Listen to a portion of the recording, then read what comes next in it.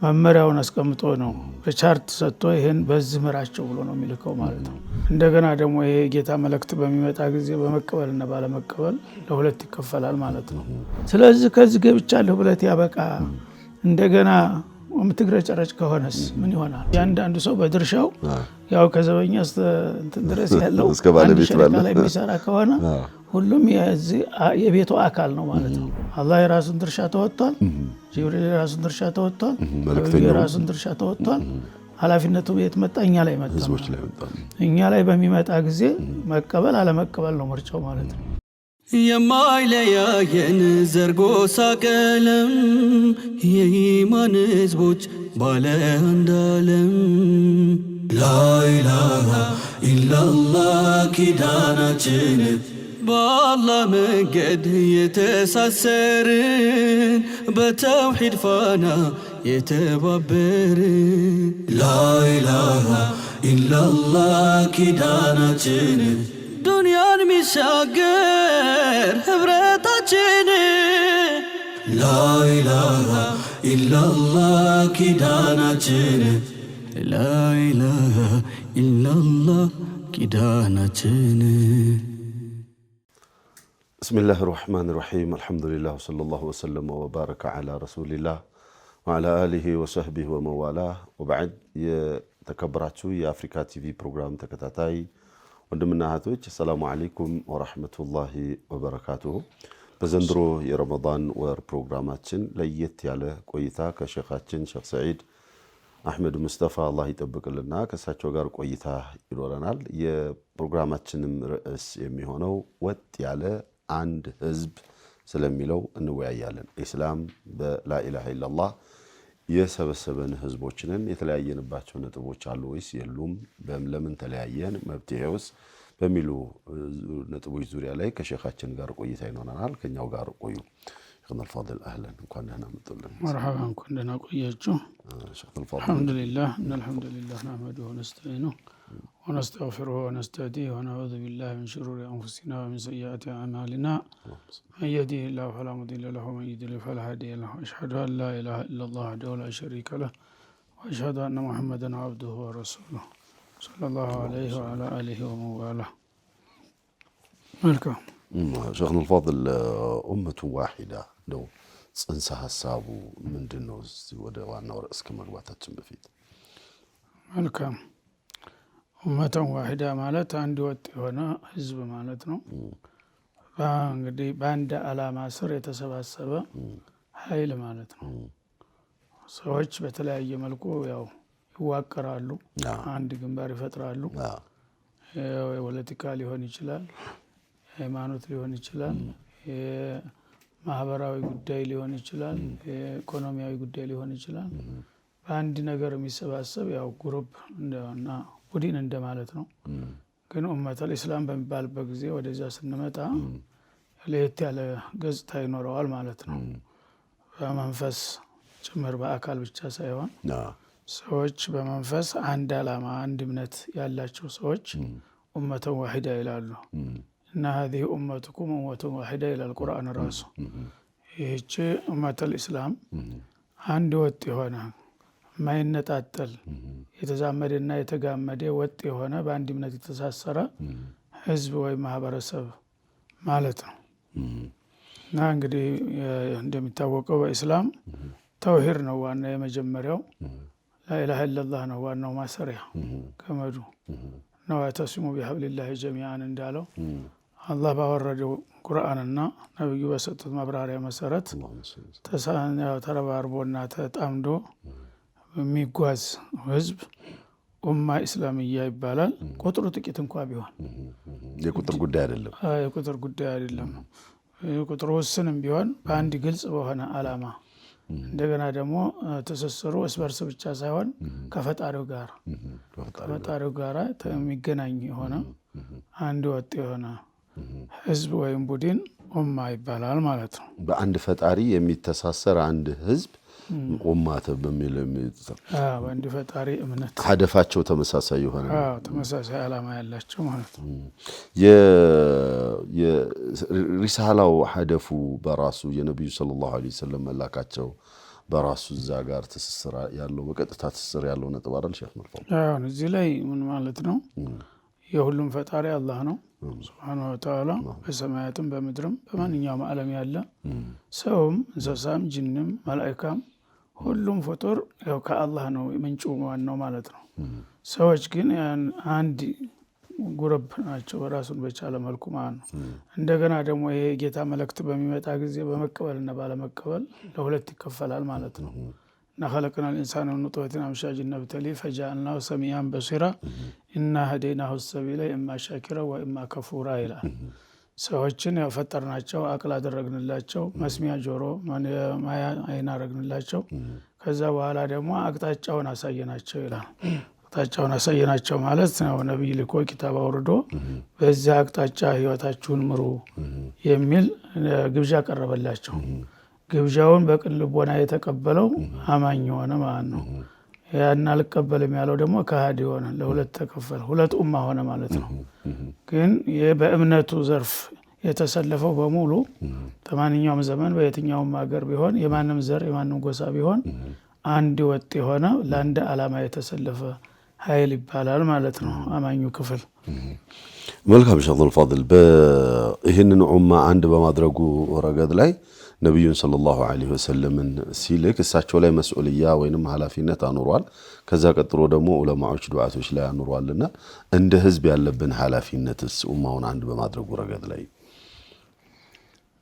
ይሄ እንግዲህ መጀመሪያ ወደዚህም ከመሄዳችን በፊት ያው ጌታ አላህ ሱብሓነሁ ወተዓላ የሁሉም ፈጣሪ ነው ብለናል። ሌሎች ፍጡሮች ናቸው። ፈጣሪና ፍጡር ግንኙነታቸው ምንድነው የሚለውም አንሳት ይወጃል። መጀመሪያ ፈጣሪ እንደ ፈጣሪነቱ የሁሉም አለቃ ነው፣ ሁሉንም አዛዥ ነው፣ ሁሉንም አስተናባሪ ነው። ፍጡር ደግሞ ፍጡር እንደመሆኑ ታዛዥ መሆን ይኖርበታል ማለት ነው። ስለዚህ ታዛዥና አዛዥነቱ ፕሮግራሙ እንዴት ነው የሚመራው በምትል ጊዜ ሪሳላ የሚል ነገር ይመጣል ማለት ነው። ጌታ ለፍጥረታቱ መልእክት ይልካል።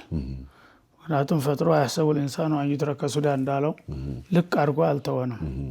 ሁሉም ነገር ስርዓት አድርጎለት የተፈጠረበት ዓላማ ደግሞ ግቡ እዚህ ምድር ላይ ብቻ ሳይሆን ላይኛው ዓለም ድረስ የሚቀጥል ነውና እዛ ለመድረስ አቅጣጫ እንዳንስት በዚህ አቅጣጫ ሂዱ የሚል መሪና አስተማሪ ነብያትን መላክ ጀመረ ማለት ነው። ያ አስተማሪ ደግሞ ሰው ነውና በራሱ ፍላጎትና ዝንባሌ ወደ አልሆነ አቅጣጫ እንዳይመራ ደግሞ መመሪያ ሲይዞ የራሱ በዚህ ምራ ብሎ እንጂ ነብይ ያው ቅዱስ ነው በመሰረቱ ተማንም ሰው ተወንጀል የጸዳ ነው፣ ቅን አመለካከት ያለው ነው። ግን ሰው ነው። ሰው ስለሆነ በአንድ አጋጣሚ እንኳን ስሜታዊ ሆኖ ወደ አልሆነ ውልፈት እንዳይል መመሪያውን አስቀምጦ ነው በቻርት ሰጥቶ ይሄን በዚህ ምራቸው ብሎ ነው የሚልከው ማለት ነው። ስለዚህ ያ መመሪያው መልእክት ይሆናል ማለት ነው። ይሄ መልእክቱ ደግሞ መልእክተኛው ነው ይዞት የሚመጣው ማለት ነው። መልእክተኛው ራሱ ሁለት ደረጃ አለው። አንደኛ ከጌታ በቀጥታ የሚረከብ አካል አለ፣ ያ መልአኩ ጅብሪል ማለት ነው። ጅብሪል በቀጥታ ለማንኛውም ነብይ ጌታ በሚመርጥ ጊዜ ገሌን ነብይ ልክ እንደመርጫዋለሁ ይላል። ከዛ መሰልና መመሪያ ስጠው ይለዋል ማለት ነው። ከጌታ መመሪያውን ይረከብና ወደ መሬት መጥቶ ለተመረጠው ነብይ በዚህ መመሪያ መሰረት ህዝቤን መራ ብሎሃል ጌታ ብሎ እንትን ይላል ማለት ነው። እና አንደኛው እርከን እንግዲህ የመጀመሪያው ከአላህ ተልእኮውን የሚቀበለው ጅብሪል ነው ማለት ነው። ጅብሪል ደግሞ መጥቶ እዚህ ለተወከለው ለምድሩ ተወካይ ያስረክባል ማለት ነው። ሰንሰለት አለው ማለት ነው። ይሄ ደግሞ በአካባቢ ላሉ ሰው ለተላከላቸው ህዝቦች ያደርሳል ማለት ነው። እያንዳንዱ ኃላፊነት አለበት በየርከኑ ማለት ነው። አላህም ራሱ በገዛ ፍቃዱ በራሱ ላይ ኃላፊነት ወስዷል። ፍጡሮችን ፈጥሬ አለቅም መመሪያ ሰጣለሁ ብሎ ኃላፊነት ወስዶ በኃላፊነቱ መሰረት መልእክቱን አዘጋጀ ማለት ነው። እንደ መልእክተኛውን ደግሞ ማንም አይጠቁመው፣ ማንም እንትን አይለውም። እሱ ነው የሚመርጠው። እገሌ የተባለን በገሌ ቦታ እንደዚህ ቦታ መርጫለሁኝ ይላል ማለት ነው። ያንን መልእክት ለዚህ ለመልአኩ ያስረክባል። መልአኩ ደግሞ ያው አሚን ይለዋል። አላህ ሱብሓነሁ ወተዓላ የታማኝ ነው፣ አይጨምር አይቀንስም። ጌታ ያለውን እንዳለ አምጥቶ ለነብዩ ያስረክባል ማለት ነው። በቃልም ይሁን በጽሁፍም ይሁን የቀድሞ ነብያቶች ብዙ ጊዜ በጽሁፍ ነው የሚላክላቸው። እና የኛ ነብይ ደግሞ በቀጥታ ቃሌን ወደ ቃልህ የሚል መርህ ነው እንትን የሚለው ከጌታ የመጣውን ቃል ለጅብሪል ቀጥታ ይነግረዋል። ጅብሪል ደግሞ ሳይጨምር ሳይቀንስ ቀጥታ ወደ ነብዩ ያፈሰዋል ማለት ነው። ስለዚህ ሁለተኛው እንግዲህ መልአኩ ያንን ይረከባል። እሱ ምንም ነገር ሳያጫመ የራሱ አስተያየት ማብራሪያ አይሰጥም። በቀጥታ የተባለውን ነገር ይሰጣል። ወደ ነብዩ በሚመጣ ጊዜ ደግሞ ያንን ኃላፊነት ይረከባሉ። በሊግ ማ ኡንዚለ ኢለይከ ሚን ረቢከ ይላል። ተጌታ የተወረደልህ ነገር አድርስ ቀጥታ ይላል። ወይ ለም ተፋል ፈማ በለግተ ሪሳለተሁ። አንዲት ነገር ዝንፍ ብትል አንድ ከጎደለ 99ን ብታደርስም እንዳላደረስክ ይቆጠራል። ምን ያህል ጥንቃቄ የተሞላበት መሆኑ ማለት ነው። ምክንያቱም ሰው ስሜታዊ ነው። መልካም መጥፎ እንኳን ባያስብ ጥሩ መስሎት ያልሆነ ነገር ይጨማምርበት ይችላል። ወይ ለም ተፋል ፈማ በለግተ ምናልባት ይሄ ለአካባቢው ለሰዎች አይመጥንም ጊዜው አይደለም ምናምን ብሎ ውልፍት ማለት የለም። ቀጥታ የወረደውን ነገር ማፍሰስ ብቻ ነው ማለት ነው። ያንን ነብዩ በዛ መልክ ታደረሰ በኋላ ህዝቦች እንግዲህ ሙስተህደፍ ናቸው ማለት ነው። ኢላማው እነሱ ነው። አላማ እነሱ ላይ ሲደርስ አሁን እነሱ ምርጫው የራሳቸው ይሆናል ማለት ነው። አላህ የራሱን ድርሻ ተወጥቷል። ጅብሪል የራሱን ድርሻ ተወጥቷል። ነብዩ የራሱን ድርሻ ተወጥቷል። ኃላፊነቱ የት መጣ? እኛ ላይ መጣ። እኛ ላይ በሚመጣ ጊዜ መቀበል አለመቀበል ነው ምርጫው ማለት ነው። ተተቀበልክ እሰየው ጥሩ ለራስ አወቅ ማለት ነው። ካልተተቀበልክ ግን ተጠያቂነቱ አንተ ላይ ነው። ለምን የሚለው ጥያቄ አንተ ላይ ይመጣል ማለት ነው። እነዚህን ነገሮች ማወቅ በጣም ይጠቅመናል። ምክንያቱም ሰዎች ዝም ብሎ በዘፈቀድ መሄድ እንደሌለባቸው በሃይማኖት ነገር ዝም ብሎ መሰለኝ ምናልባት ተብሎ የሚደረግ ነገር እንደሌለ መርህ አለ ማለት ነው። በዛ በመርሁ በመስመሩ ላይ መጓዝ አለብህ። ያንን እንግዲህ የተቀበለው ተቀብሏል። የተቀበለው በመቀበል አንድ ባርት ሆነ። ይሄ ኡማ ሆነ ማለት ነው። አንድ ወጥ ህዝብ ሆነ። በአንድ ዓላማ በአንድ መሪ በአንድ እንትን ነው የሚጓዘው ማለት ነው። ያኛው አልቀበልም ያለው ደግሞ አመፀኛ ሆነ ማለት ነው። አመፀኛ ሆነ። ያመጣውን አምጣ ካለ ያው የሚመጣው ይመጣል ወቅቱን ጠብቆ ማለት ነው። ስለዚህ በዚህ መልክ ነው መጀመሪያ የመጣው። ይህንን እንግዲህ ተቀብለናል ያለው ክፍል ወደ መስኡልያው መጣ። ወደ መስኡልያው ውስጥ ሲገባ መቀበሉን በቃል ብቻ አይደለም የሚገልጠው፣ ተግባር ይፈልጋል ማለት ነው። ተግባር ይፈልጋል። የታዘዘውን ይፈጽማል፣ የተከለከለውን ይከለከላል፣ የተመከረውን ይከተላል። አላህ የወደደውን ይወዳል፣ የጠላውን ይጠላል። በቀጥታ መኪና ነህ ማለት ነው። ወደ ተፈለገበት ትነዳለህ እንጂ አንተ ይቺ ትጎረብጠኛለች ይቺ ተመቸኛለች የምትለው ነገር የለም።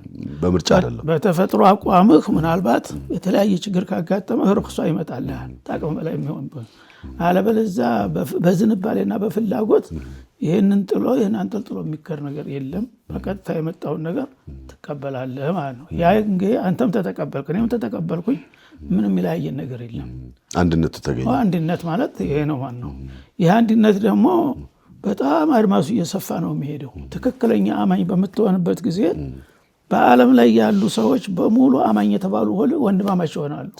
እነማል እኽዋ የሚል እንትን ይመጣል ማለት ነው። እነዛ በአካል ማጣቃቸው ያላያቸው ሁሉ በሙሉ ዓላማው አስተሳስረዋል፣ ሲስተም ውስጥ ገብተዋል ማለት ነው ቀጥታ። እና የዚህ ኡማ ብቻ አይደለም የሌሎቹ ነብያት ኡማት ጋራ ትጣመራለህ። ሁሉም በአላህ የሚያምኑ በሙሉ ሌላ ኡመት ከአደም ጀምሮ ያሉ ሙእሚኖች ሁሉ በሙሉ አንተ ጋር አባል ሆኑ ማለት ነው።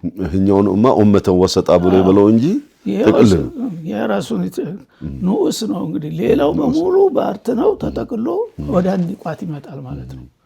ስለዚህ ኡማ የሚለው ነገር ትልቅ ትርጉም አለው ማለት ነው። ስለዚህ ከዚህ ገብቻለሁ ብለት ያበቃ እንደገና ምትግረጨረጭ ከሆነስ ምን ይሆናል? ተዚህ ተማበሩ እየወጣ ነው ማለት ነው። አንዳንድ ሰው ብቻ ላይላለ ታልኩኝ መንቃል ላይላለ ደኸለ ጀና ይላል። ተዛ በኋላ የሚታዘዘውን አይሰራም፣ ከለከለውን አይከለከልም፣ የሚጠላውን አይጸየፍም፣ ዝም ብሎ ይዘባርቃል። ይሄ ራሱን እያታለለ ነው። ሙናፊቅ የሚለው ሶስተኛው ፓርቲ ይሆናል ማለት ነው። አምኛለሁ ታልካ ሙሉ በሙሉ እጅ መስጠት ማለት ነው። እስላም የሚለው ቃል ራሱ እስቲስላም ማለት ነው። እጅ መስጠት ማለት ነው። ለጌታ እጅ መስጠት አምናሃል። ተዛ በኋላ ታመንክበት ጌታ ፍጹም ተገዥ መሆን አለበት፣ ታዛዥ መሆን አለበት እንጂ ተወገበላይ ተወገበታይ የምትልበት ምክንያት አይኖርም። ይሄ ባህሪ ከተላበስን ደግሞ ሁላችንም የምንጣላበት ምክንያት አይኖርም። ምን ያጣላል? ዓላማው አንድ እስከሆነ አንድ ዓላማ ነው። ለአንድ ዓላማ ነው የምትሰራው። ወንዙ ለምሳሌ የወንዙ ውሃ በወንዙ ላይ ተስማምቶ ነው የሚሄደው። ከታ አንድ ወደ ላይ ልመለስ ይላል አይልም። እንዴት አድርጎ ሀታ ወደ ጎን እንኳን ሸረፍ ያለ ነገር ካገኘ ከወጣ ሄዶ እዛ ጫካ ገብቶ ይቀራል። ጉዘኛው ጋር መሄድ አይችልም። ስለዚህ በቀጥታ ያንን የገባህበትን ነገር ቃልህን አክብረህ እስከ መጨረሻው መጓዝ አለብህ።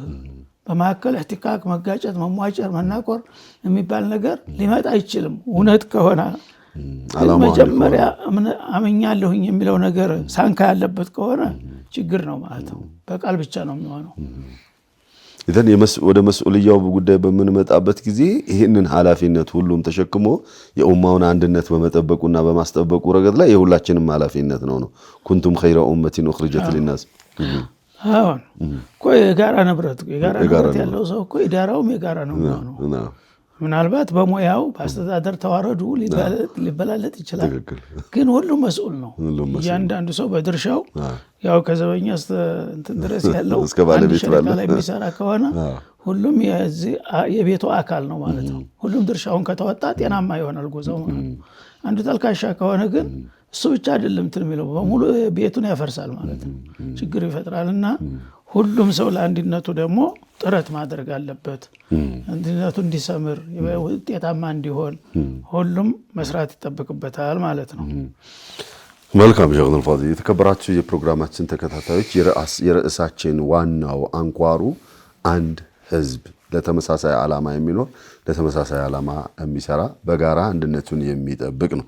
ያንን ለማድረግ ደግሞ እያንዳንዳችን ላይ ኃላፊነት አለብን ነው የሼኽ ዋናው መልእክት።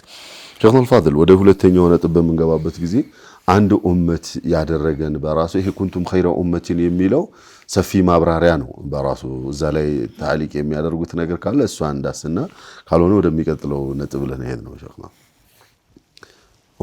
ተእምሩነ ቢልማዕሩፍ ወተነሀውነ ዐኒል ሙንከር የሚለው በራሱ መስፈርት እኮ ነው፣ መመዘኛ ነው።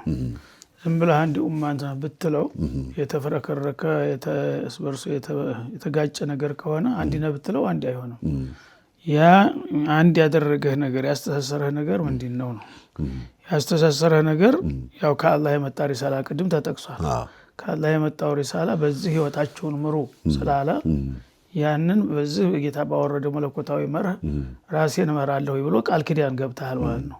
ፈርመሃል ውለታ ውስጥ ያን የፈረምክበትን ነገር ሁልጊዜ ያለመሰልቸት ያለማቋረጥ በቀጥታ እንዲቀጥል ማድረግ ባለ አቅም ሁሉ ማለት ነው። ያ ሲሆን ያው ኸይረ ኡማ የሚለው ተእምሩነ ቢልማዕሩፍ የሚለው ለዚህ ነው እኮ ተእምሩነ ቢልማዕሩፍ። እንግዲህ እዚህ ማህበር ውስጥ ከገባህ አንተ ሙስሊም ነኝ ካልክ ሙእሚን ነኝ ታልክ ሙእሚን ነኝ ስላልክ ብቻ ያ ነገር ተሳካ ማለት አይደለም። ሰዎችን ታዛለህ ማለት ነው። አንተ ሙእሚን መሆን መርጠሃል አይደል? ወደሃል አይደል ሙእሚን መሆን? ስለዚህ ላይ ሚኑ አሐዱኩም ሐታ ይበላኺ ማይቡ ለነፍሲ። አንድ ሰው ሙእሚንነቱ የሚሟላው ለራሱ የሚወደውን አካላዊ የሚሆን መንፈሳዊ የሚሆን ዱንያዊ የሚሆን አኺራዊ የሚሆን ለራሱ የምትወደውን ጥቅም ለሌላ ወገን ትወዳለህ ማለት ነው። ለራሱ የምትጠላውን ነገር ደግሞ ለሌላው እንዳይሆን ትጠላለህ ማለት ነው። ስለዚህ ተእምሩነ ቢልማዕሩፍ ኸይር ነገር እንዲሰፋ እንዲሰራጭ እንዲንሰራፋ በኸይር ታዛለህ ሰዎችን ባለ አቅም ሁሉ ማለት ነው። ሰዎችን ኸይር ስራ እንዲሰሩ ታግባባቸዋለህ፣ እምቢታለም ትገስጣቸዋለህ። እንዳም ካለ ደግሞ የተለያዩ ያና ዓላማውን ለማሳካት የሚያስፈልገው ሁሉ ጥረት ታደርጋለህ ማለት ነው። እንደገና መጥፎ ነገር እሰራለሁኝ የሚል ካለ ያን መጥፎ ተከለክለዋለህ፣ ታግተዋለህ፣ ታቅበዋለህ። ለምን? ያን ዓላማ ሊያበላሽ ስለሚሆን ማለት ነው እንጂ ዝም ብለህ አንዴ ሙስሊሙኛለሁ ብለህ ተተኛህ ሸያጢን አልኢንስ ወልጅን አለ ያንን ነገር የሚያፈራርሱ ለጋራ ዓላማም የሚሰራም አይኖርም። ደግሞ መጠበቅ አለብህ። ያን ነገር የምትጠብቀው ደግሞ በመደጋገፍ ነው። አንዱ በእውቀቱ፣ አንዱ በጉልበቱ፣ አንዱ በገንዘቡ፣ ሁሉም ባለው ለዛ ዓላማ እንዲሳካና ውጤት ላይ እንዲደርስ አስፈላጊውን ጥረት ሁሉ ታደርጋለህ ማለት ነው። ሰዎች ታተባበራለህ፣ በኸይር ተመጥፎ ትከለክላለህ፣ ትመክራለህ፣ ትገስጣለህ። ተእምሩነ ወተንሃውነ ዐኒል ሙንከር ወቱእሚኑነ ቢላህ ማሰሪያው ነው። መጀመሪያ ኡማ ብሎ ነበር፣ ሙእሚኑ ብሎ ነው የተነሳው። ወቱእሚኑነ ቢላህ ወቱጀዲዱነ الإيمان ማለት ነው። ኢማንን ታዳብራለህ በየጊዜው بالأمر بالمعروف والنهي عن المنكر ታደርገዋለህ ማለት ነው። ዝም ብሎ ታላ አንድ ነገር ይዝጋል እኮ ዝም ብሎ ታስቀመጥከው ይቆሽሻል አይደል? ታጸደዋለህ በየጊዜው ያን ነገር ሰዎችንም ታነቃቃለህ፣ አንተም ለራስህ ትንቀሳቀሳለህ። ወቱእሚኑነ ኢማንህ እየዳበረ እየወፈረ ይሄዳል ማለት ነው። በአላህ ማመናችሁን ታጠናክራላችሁ።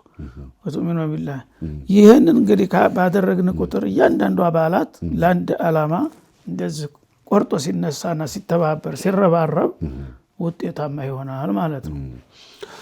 መልካም ሸይኹና አልፋዲል ሰዓት አልቋል እያሉን ያሉት ርዕሱ ኢንሻአላህ በሚቀጥለው ርዕሳችን ወይም ፕሮግራማችን እናያለን።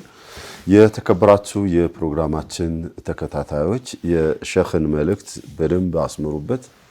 ኡመተን ዋሂዳ አንድ ህዝቦች ነን፣ ለጋራ ዓላማ የምንኖር ለጋራም ዓላማ የምንሞት፣ አንድ አምላክን የምንገዛ፣ አንድ መልእክተኛን የምንከተል አንድ ህዝቦች ነን። የሚያለያዩ ነገሮች ሊኖሩ ይችላሉ። እነዛን የሐሳብ ልዩነት እንደየደረጃችን ሁላችንም ለአንድ ዓላማ መትጋትና መልፋት ይኖርብናል። የእውቀት ባለቤቱ በእውቀቱ፣ የሀብቱ በሀብቱ፣ በጉልበቱ በጉልበቱ፣ የስልጣኑ በስልጣኑ ለአንድ ዓላማ ከሰራን በጋራ እናሳካለን ነው።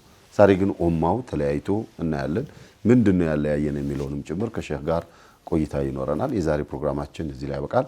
በሚቀጥለው ፕሮግራም እስክንገናኝ የአላሁ ሱብሓነሁ ወተዓላ ጥበቃ ከሁላችሁም ጋር ይሁን። ሰላም አለይኩም ወራህመቱላሂ ወበረካቱ። የማይለያየን ዘርጎሳ ቀለም የኢማን ህዝቦች ባለ አንድ ዓለም ላኢላሃ ኢላላህ ኪዳናችን በአላህ መንገድ የተሳሰርን በተውሂድ ፋና የተባበርን ላኢላሃ ኢላላህ ኪዳናችን ዱንያን ሚሻገር ህብረታችን ላኢላሃ ኢላላህ ኪዳናችን ላኢላሃ ኢላላህ ኪዳናችን